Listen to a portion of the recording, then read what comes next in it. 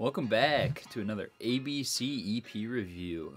This week we're doing Outsiders. It's an EP from August of 2013 by an artist known as Teri Gender Bender. It's labeled as alternative, which I almost kind of lump it into like Latin pop-esque area. But if you haven't heard about Teri Gender Bender, it's an artist that is doing a solo career under a pseudonym. Her name is Teresa Casillo. She was in Le Butcherettes, Bosnian Rainbows, Crystal Fairy, and the Omar Rodriguez Lopez group, who, if you don't know, is the guitar player for the Mars Volta. And I want to say this last tour that I saw Teri Gender Bender on with the Mars Volta, he had sought her out to be their opener. And that's where I was introduced to this EP and just thought it was great and wanted to share it with everybody. Track number 1, You Won the Man. I gave it a 7 out of 10, and just it's a very, very fun song. I really have a hard time disliking any of the songs on this EP, and I think this is a great way to start it off. I will say the production is really good on it, except for the voice could be a little louder sometimes, but I almost think that's how it was supposed to go. I can see that. This song definitely could have been my top song for this. It was real close. I gave this song an 8 out of 10. Little repetitive, but nothing too bad. And the vocals sound really familiar to something else that I know, but I can't just place it. The correlation I put to it was Rush. She I kind of sounds like Geddy Lee. And it gets kind of worse throughout the EP about sounding like Geddy Lee. Yeah. But I love Rush, so it works out for me. And then track number 2, we have Stupid Love Song. I gave this a 9 out of 10. I really think that it goes so hard. This was, I think, the last song they had played at the live show. And it went so hard live. There will not be a better version of this than the live one. Yeah, I had a really fun time listening to it. It starts out kind of on a not normal music note.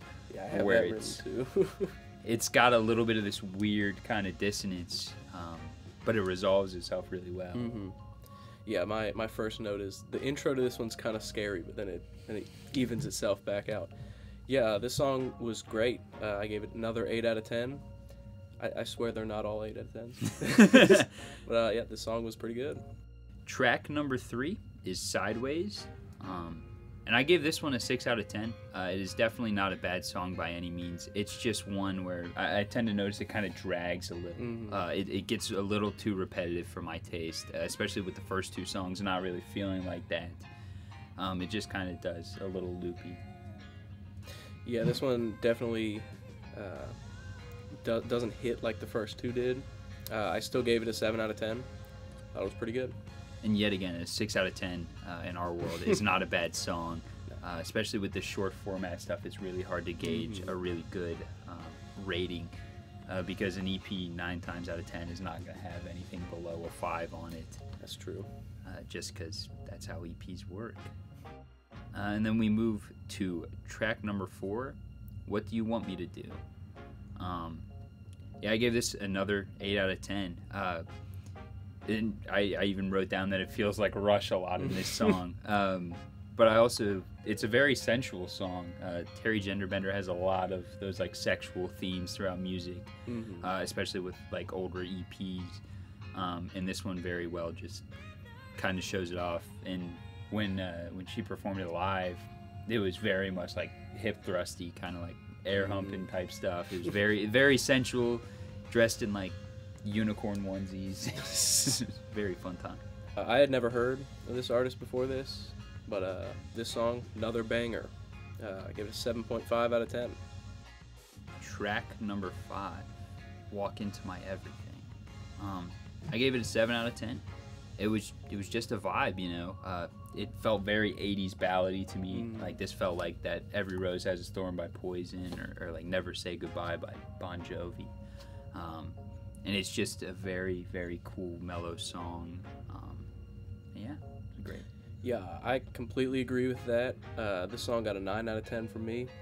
I thought if this wasn't the deluxe version we were listening to, this would have been a perfect ending to this EP. Oh yeah. And I 100% believe that EPs don't have to have like a structure or like a true ending, but this one for sure would have if we were not running the deluxe. With track 6 being Stranger, it's the bonus track. I only gave it a 6 out of 10. It sucks because the last track, Walking in My Everything, feels like an ending. It does. Yeah. And this kind of takes you back into that exciting beginning of the album or EP. Mm-hmm. Go, and I think it would have worked better at the start versus at the end, but bonus tracks go at the end. I completely agree. This would have been great as like a track 2 or 3, but it's still fine. I ended up giving it a 6.5.